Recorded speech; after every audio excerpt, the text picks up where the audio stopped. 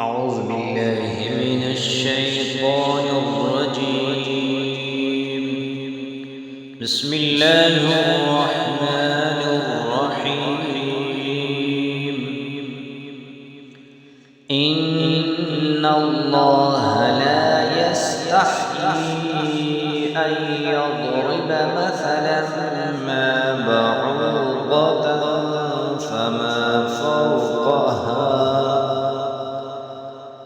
فأما الذين آمنوا فيعلمون أنه الحق من ربهم، وأما الذين كفروا فيقولون ماذا أراد الله بهذا مثلا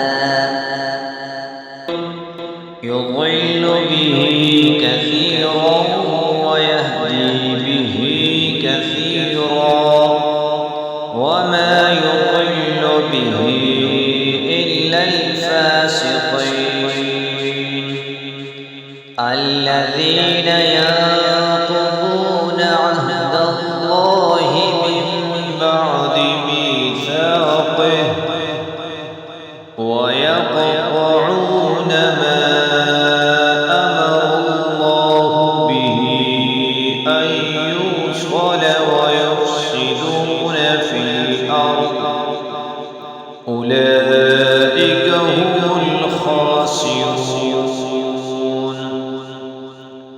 كيف تكفرون بالله وكنتم أمواتا فأحياكم ثم يميتكم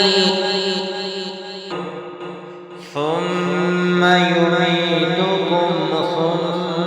يحييكم ثم إليه ترجعون.